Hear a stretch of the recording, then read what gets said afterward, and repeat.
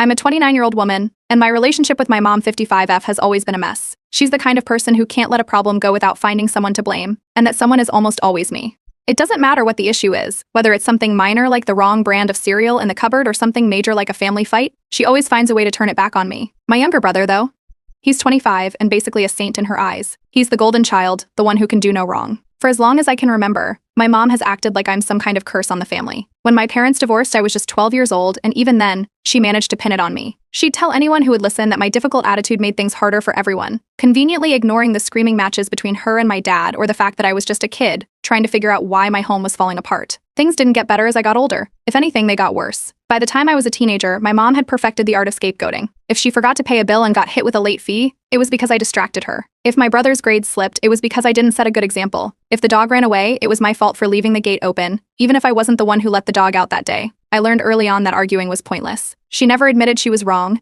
and fighting back just made her angrier. Recently, things reached a boiling point. Christmas was always a stressful time in our family, but this year was especially bad. I'd been saving up to get gifts for everyone, but money was tight. I could only afford something small for my brother, nothing extravagant, just a practical gift I knew he'd use. My mom, however, had other ideas. She'd already bragged to the whole family about the amazing gift I'd supposedly bought him. When I explained that I couldn't afford something expensive, she flipped out. Apparently, I was ruining Christmas and letting everyone down. That night, I started thinking about all the times she'd pulled this kind of stunt. Every single family problem, no matter how unrelated to me, somehow became my fault. The missed bills, the arguments, even random things like my aunt not coming to a party, it was always on me. I realized that this wasn't just about Christmas or a bad day. This was a pattern, and it had been going on for years. I wasn't just her scapegoat, I was her punching bag. The breaking point came a week later. My brother had been interviewing for a new job, and when he didn't get it, my mom immediately decided I was the reason. According to her, I distracted him by asking too many questions about the interview process. Never mind that he'd asked for my advice or that I had absolutely nothing to do with the outcome. It was easier for her to blame me than to accept that maybe the job just wasn't a good fit. At first, I wanted to confront her. I wanted to lay everything out and make her see how unfair she was being. But then I realized something. Arguing wouldn't change anything. She wasn't going to suddenly admit she was wrong. Instead, I decided to take a different approach. I started keeping track of everything. Every time she blamed me for something I didn't do. Every time she twisted the truth to make herself look better. Every time she deflected her mistakes onto someone else. It wasn't just for me, either. My brother had grown up hearing the same narrative, that I was the problem and he was the golden child. I don't think he's a bad person, but he spent his whole life being sheltered from the consequences of our mom's behavior. He genuinely believes she's always right because he's never had to question her. If I wanted to break this cycle, I'd need more than just my word against hers. As I started gathering evidence, I noticed a pattern. My mom's behavior wasn't just random, it was strategic. She'd deflect blame whenever she felt cornered, twisting the situation until someone else, usually me, looked like the villain. And the rest of the family? They went along with it. My dad, my cousins, even my aunts and uncles, they all stayed silent, either because they didn't want to cause conflict or because they'd been manipulated into thinking she was right. I wasn't sure how far I'd take this plan, but one thing was clear, I wasn't going to sit back and let her keep using me as her scapegoat. Whether it was a family gathering, a holiday, or just another random day, I was ready to start pushing back. Quietly, carefully, and with a plan. The next time she tried to throw me under the bus, I'd be ready. This time, the truth would be on my side. Update 1. The dinner party was at my aunt's house. It was supposed to be a casual family get-together, but anyone who knew our family knew that casual and family didn't mix well when my mom was involved. The moment I walked through the door, I could feel the tension in the air. My mom was in full host mode, even though it wasn't her house, bustling around and loudly making sure everyone noticed how much effort she'd put into helping with the event. My brother was already there, sitting on the couch and scrolling through his phone, looking unbothered as usual. I hadn't even made it to the kitchen when my mom loudly mentioned, almost as if on cue, how disappointing it was that her sister, my aunt, had decided not to come. Her voice carried through the room, clearly meant for everyone to hear. Then came the twist. She pointed out that it was probably because of an argument I'd had with my aunt years ago. I froze. It wasn't just the audacity of blaming me for my aunt's absence, it was the fact that the argument she mentioned hadn't even been a big deal. My aunt and I had disagreed on something trivial at a family BBQ 3 years ago, but we'd laughed it off the next day. If anything, my mom had been the one constantly stirring the pot, bringing it up whenever she wanted to criticize me. I took a deep breath and walked into the kitchen, where a small crowd of family members had already gathered, including my brother. My mom, clearly waiting for her moment, zeroed in on me and repeated her theory, this time directly to my face. She made it sound like I'd personally offended my aunt so deeply that she'd decided to skip the party altogether. I kept my tone even and simply said that I didn't think my argument with my aunt had anything to do with her decision not to come. I pointed out that my aunt had actually RSVP'd, yes, but had mentioned to me earlier in the week that she wasn't feeling well. It wasn't unusual for her to skip events when she was under the weather, something everyone in the family knew. My mom didn't miss a beat. She pivoted, claiming that even if my aunt hadn't explicitly said it was my fault, my negative energy was probably a contributing factor. My brother, of course, chimed in to back her up, shaking his head like I was the worst person alive for ruining the vibe of a party I hadn't even been at yet. That's when I decided to stop being defensive and let her words work against her. I calmly asked if anyone else had spoken to my aunt recently. My mom faltered, glancing at my brother, who looked equally confused. My cousin, who had been quietly sipping her drink in the corner, suddenly spoke up. She said she'd talked to my aunt just a couple of days ago and confirmed that it was health-related, not drama-related. The room went silent for a moment. Instead of apologizing or even acknowledging that she might have been wrong, my mom immediately shifted gears. She blamed another cousin, suggesting that their recent disagreement over family finances might have been the real reason my aunt didn't show up. It was such an obvious deflection that even my brother looked uncomfortable. The conversation moved on, but I wasn't done yet. I discreetly started recording bits of the interaction on my phone. My mom's pattern was becoming clearer to everyone in the room, not just me. Over the next hour, she continued to throw around blame, finding ways to subtly, or not so subtly, shift every little hiccup of the evening onto someone else. The food wasn't served on time. Apparently, I hadn't helped enough in the kitchen. One of the kids spilled a drink on the carpet. She made a point to mention how my clumsiness must run in the family. By the time we sat down to eat, my cousins were whispering to me about how exhausting her behavior was. One of them even rolled their eyes when my mom launched into a dramatic retelling of another incident where I had supposedly offended someone years ago. But her version of the story didn't line up with what actually happened. I calmly asked her for details like where and when it supposedly occurred. She stumbled over her words, clearly flustered, before finally snapping that I was being argumentative. The rest of the meal was awkward, with people exchanging glances but no one willing to outright call her out. After dinner, I decided it was time to leave. My mom looked visibly annoyed as I said my goodbyes, but I didn't give her a chance to create another scene. Later that night, my cousins messaged me, sharing stories of their own experiences with her manipulation. They told me they were tired of her behavior and were glad someone was finally standing up to her, even if it was subtle. It was the first time I realized I wasn't alone in this. The pieces were starting to fall into place, and I knew it was only a matter of time before her web of lies began to unravel completely. Update 2. It all started when I was helping my dad clear out some old paperwork. He'd recently moved into a smaller place and was finally sorting through years' worth of documents. I'd offered to lend a hand, partly to spend time with him and partly to take a break from the drama my mom seemed determined to stir up. We were working through a box of random files, old tax returns, receipts, and insurance papers, when I came across a folder labeled Education Fund. I opened it, curious, and quickly realized what I was looking at. These were records of a fund my parents had set up years ago to cover my brother's college expenses. My dad, ever organized, had meticulously documented every contribution, withdrawal, and expense. Something didn't add up. The withdrawals listed didn't match what my dad had described when the fund was first set up. He'd always told us it was a joint account that both he and my mom contributed to equally. But from what I could see, nearly all the deposits came from him, and the withdrawals were suspiciously high, way more than what my brother's tuition and fees should have cost. I asked my dad if he knew about the discrepancies. At first, he seemed confused. He said my mom had been handling most of the payments, and he trusted her to manage it responsibly. But the numbers didn't lie. I pointed out a few particularly large withdrawals that didn't align with any of my brother's school expenses. My dad looked uneasy and said he'd need some time to think about it. A few days later, I decided to dig deeper. I asked my brother about his college costs, framing it as curiosity about how he managed his budget back then. He rattled off some rough figures, and they were nowhere near the amounts listed in the fund's withdrawals. That's when I knew something was seriously wrong. Armed with the records, I approached my dad again. This time, he couldn't ignore what was in front of him. The two of us went through every transaction line by line, and it became clear that my mom had been using the fund for things completely unrelated to my brother's education, personal shopping sprees, vacations, and even a down payment on a car. My dad was visibly upset but still hesitant to confront her. He said he didn't want to cause a fight without being absolutely sure.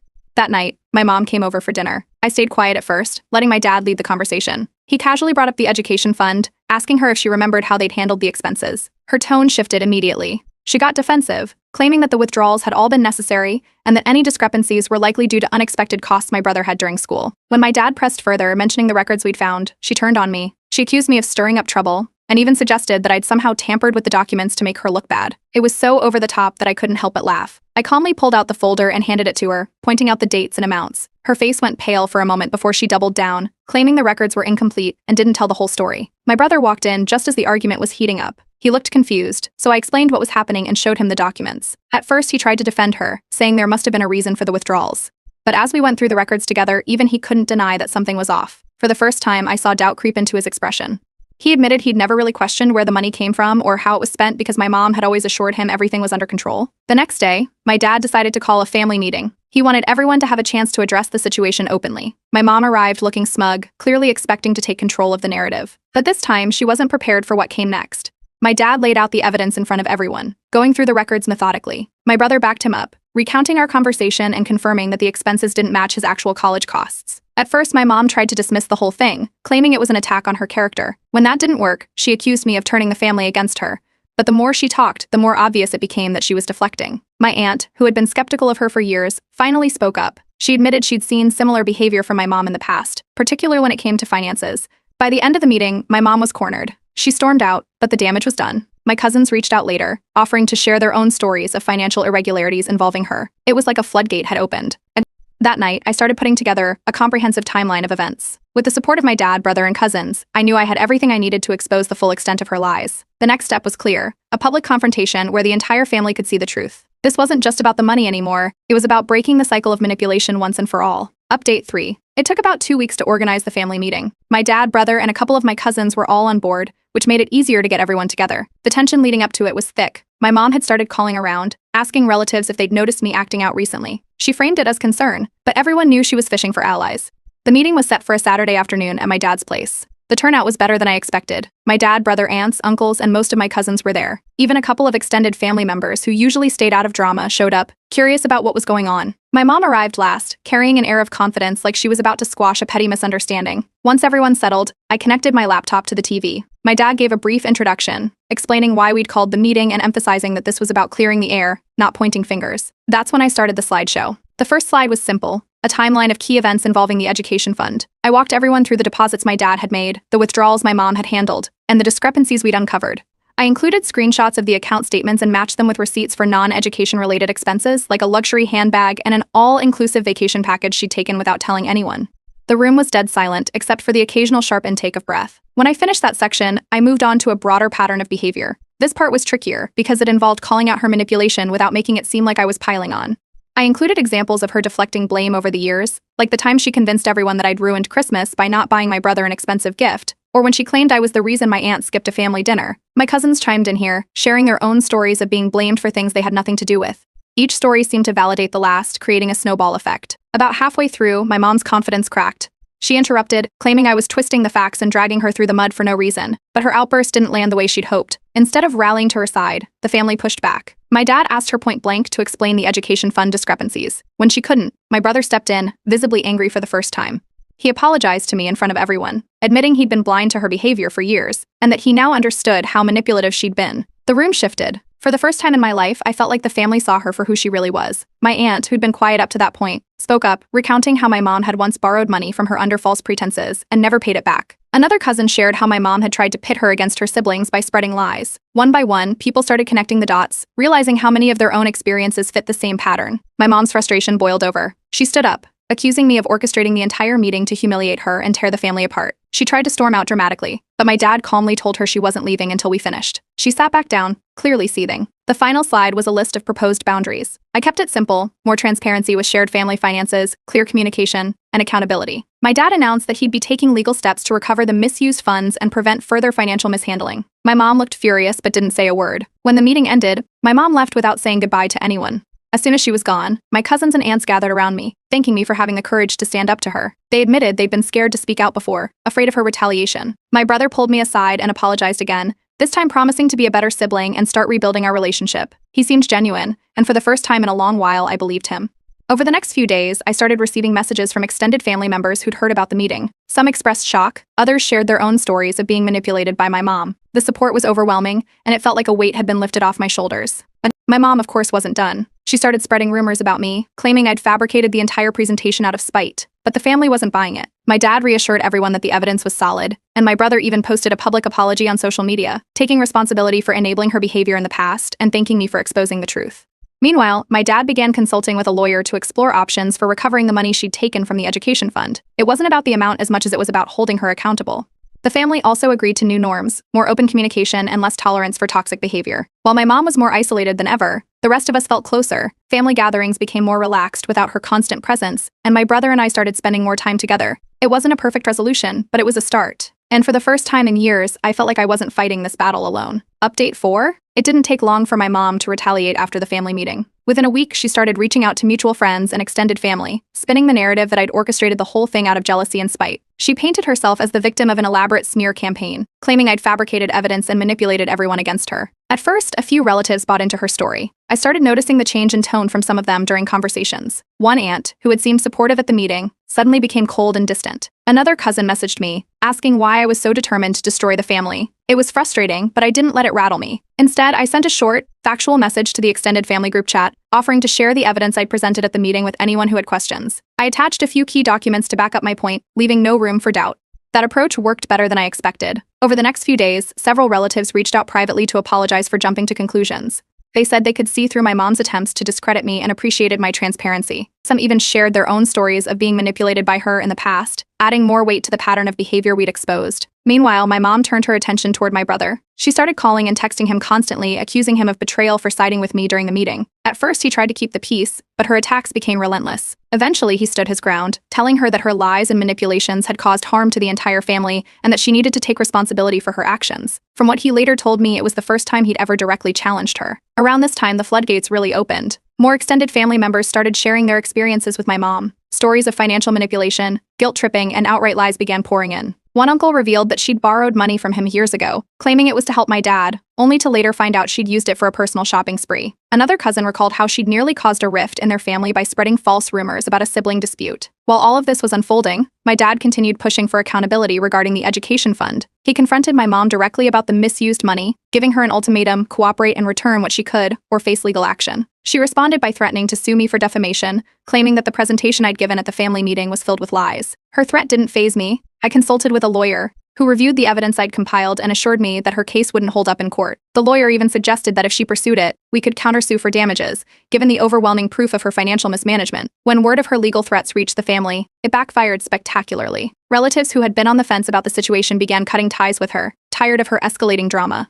Despite the mounting backlash, my mom made a brief attempt to reconcile. She showed up unannounced at my dad's house one afternoon, offering a lukewarm apology and claiming she wanted to move past the drama. It was obvious she wasn't truly sorry, she just wanted to regain control of the narrative. My dad refused to entertain her demands, reminding her that accountability was non-negotiable. She left in a huff, muttering about how ungrateful we all were. On the brighter side, the fallout brought the rest of the family closer together. My dad, brother, and cousins formed a tight-knit support network, vowing to hold my mom accountable and ensure she couldn't manipulate anyone else. My brother, in particular, made a visible effort to mend our relationship. He started reaching out more often, inviting me to family gatherings, and even publicly acknowledged his role in enabling our mom's behavior. He posted a heartfelt message on social media, apologizing for not seeing the truth sooner and thanking me for standing up for the family.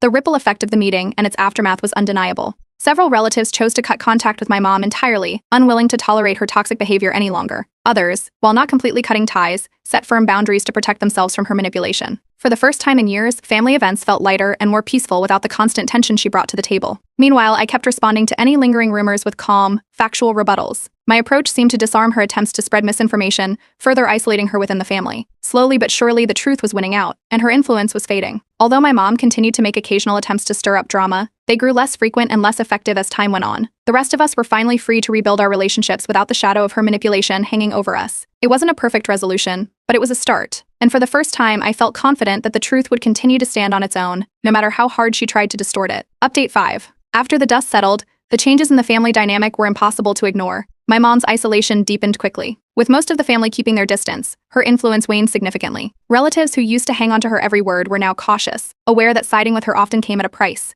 She spent the following weeks reaching out to anyone who would listen, trying to rewrite the story in her favor. But with the truth already out, fewer people believed her. As word about the family meeting spread, the small community where we lived began to piece things together. My mom had built a reputation as a social butterfly, but her knack for stirring up drama wasn't new. Now that her behavior was exposed, neighbors and acquaintances started pulling back, choosing to steer clear of her. Some even reached out to me or my dad, expressing regret for ever believing her stories in the first place. It became clear that her web of manipulation extended far beyond the family. Meanwhile, my dad took decisive action to address the financial mess she'd created. With help from a lawyer, he finalized an agreement with her, recovering a portion of the funds she'd misused from the education account. It wasn't a full recovery, she had already spent much of it, but it was enough to make a difference. More importantly, the agreement ensured she couldn't touch any remaining joint accounts or assets. For the first time in years, my dad felt like he had control over his finances again. The most unexpected change, though, came from my brother. For so long, he'd been caught in my mom's narrative, playing the role of the golden child. But after everything came to light, he made a genuine effort to reconnect with me. He started small, suggesting we grab coffee or go for a walk. Soon, he was initiating family get-togethers without our mom, something he'd never done before. He even invited me to his apartment for a game night, something that felt almost surreal after years of tension. Around this time, my mom made one last-ditch effort to regain control. She sent me a long, rambling email, accusing me of destroying the family and painting herself as the victim. It was full of the usual guilt trips and deflections, but it didn't hit the way it used to. I didn't respond. Instead, I reinforced the boundaries I'd set after the family meeting: minimal contact unless she took full accountability for her actions. Predictably, she didn't. As my mom's influence faded, the rest of the family began to heal. Extended relatives who had been distant started showing up more often. Without her constant interference, communication improved, and old rifts began to mend. My cousins, inspired by the meeting, took a stand as well. They confronted her about past incidents where she had manipulated or lied to them. Each confrontation further chipped away at her power, leaving her with fewer allies. My relationship with my brother continued to grow stronger. We started opening up about our shared experiences growing up under our mom's influence. It was strange realizing how much we had in common despite being cast in such different roles. He apologized again, not just for siding with her, but for not questioning her sooner. We began supporting each other in ways we never had before, and for the first time, I felt like I had a real sibling bond. Outside of family, I threw myself into my career. With the weight of my mom's manipulation off my shoulders, I found new energy and focus. I took on bigger projects, networked more aggressively, and even landed a promotion. The confidence I gained from standing up to her spilled into other areas of my life, and it felt incredible to channel that into something productive. The community also rallied around me in unexpected ways. Friends who had once been skeptical of my side of the story reached out to apologize, admitting they'd been fooled by my mom's charm. Even people who barely knew us acknowledged her toxic behavior, sharing their own encounters with her manipulations. It was validating to know that the truth was finally undeniable. Despite her dwindling support, my mom still tried to regain control. She showed up uninvited to a family birthday party, but my dad turned her away, calmly explaining that she wasn't welcome unless she agreed to respect the boundaries we'd set.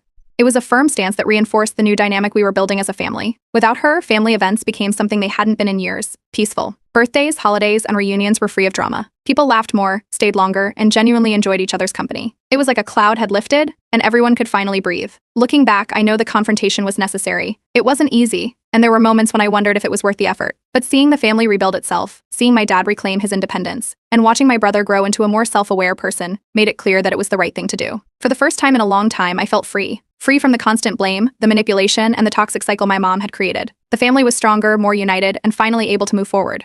And as for me, I was hopeful for the future, ready to start a new chapter surrounded by people who truly cared.